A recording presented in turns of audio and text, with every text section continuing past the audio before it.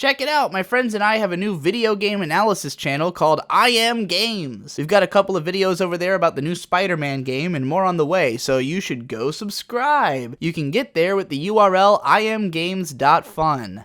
The variety of subjects which I've seen referred to as deep is so deep in itself as to leave the meaning of the word curious to me. Complexity and profundity of thought is a dictionary definition for depth, but what on earth is the baseline? Complex compared to what? How can something be especially profound? This might only be a question for me because I grew up on the internet, a world wherein you can learn literally anything just by looking it up. One of my best friends in high school taught himself computer engineering, networking, nutrition, and everything he needed to know to easily pass all of his classes in every subject just by knowing where to find the information. When I didn't know something, he'd frustratedly tell me to go find a subreddit about it. My housemate Tom Oliver, co-producer of the I Am Games channel, is currently coding a video game based on knowledge he gathers from YouTube tutorials, at a rate which easily outpaces what he'd be forced to move at in a scholastic setting. And well, I know what the word ostentatious means, and I sure didn't learn it in class. Information is easy now. Wikipedia will tell you enough about a philosophical or psychological concept to convincingly write a story about it, and you don't even have to finish the article. Is Ghost in the Shell deep because it brushes on the subject of existentialism as it relates to advances in technology? Maybe at the time it came out this was a challenging idea, but now that it's boilerplate water cooler conversation, it's hard not to notice that the film doesn't really expand on the topic. Some of my favorite media, such as Standalone Complex, Mass Effect, and Evangelion, touch on a huge variety of topics, many of which have larger fields of research tied to them. But are they telling me something I don't know? How far can a work of fiction even dive into a topic while still attempting to be an entertaining story? Profundity is defined as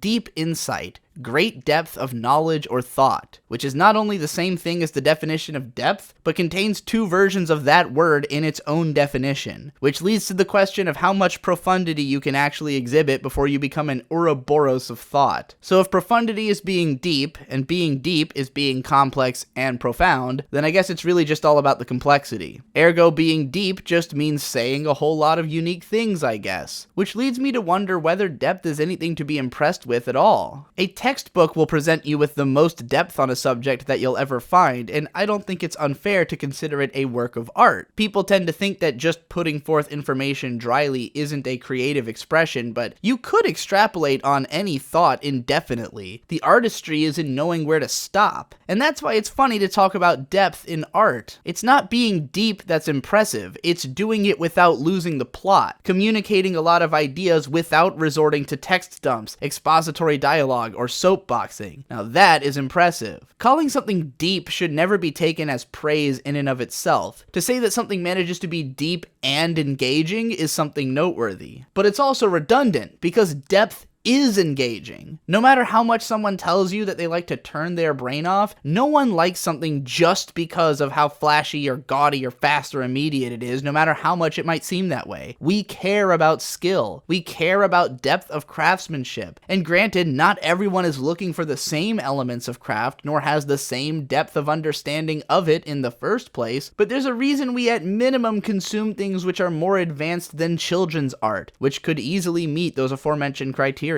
It's because we want something that's above our level. Crafting a memorable image, phrasing information in the most easily digestible and repeatable way, or making it feel good to see the reaction a character has to you pressing a button, doing these things requires profundity on the part of a creator, and that is the profundity which resonates with us. Pikachu's Vacation may not cover a broad swath of themes and send you to the encyclopedia, but a moment like this requires such an incredible depth of artistic understanding on how to make a viewer instantly empathize with and be entertained by the actions and emotions of a fake animal that I think it's as fair to consider it deep as I would a show spending 15 minutes describing how its setting is couched in an amount of understanding social psychology which you could develop in a day's reading. So I guess what I'm saying is that should we have any single measure of what makes a work of art worthwhile, it should be engagement. After all, finding the line on what is or isn't art may be near impossible, but recognizing the gradient of what is or isn't an engaging way way to spend your time is as simple as feeling it. And everyone's engagement is worth its own weight. There is no way to call something bad which isn't making a personal complaint about a failure in the context of your own values, or what you have observed as a consensus set of values among the section of population which you've decided to represent. Always remember that just because someone else likes something which you find unengaging doesn't always mean they're dumb or uneducated. It might just mean that their value set is completely different from yours, and you should try to understand that instead of dismissing them out of pocket. Not to say that you have to actually engage with their opinions, because who honestly gives a shit, but just try to recognize that we're all different and have our own perspectives, and that's cool as shit. Anyways, I just wrote this so I could advertise I Am Games, and now so I can remind you again that I have a Patreon. Thanks again for watching, and I'll see you in the next one.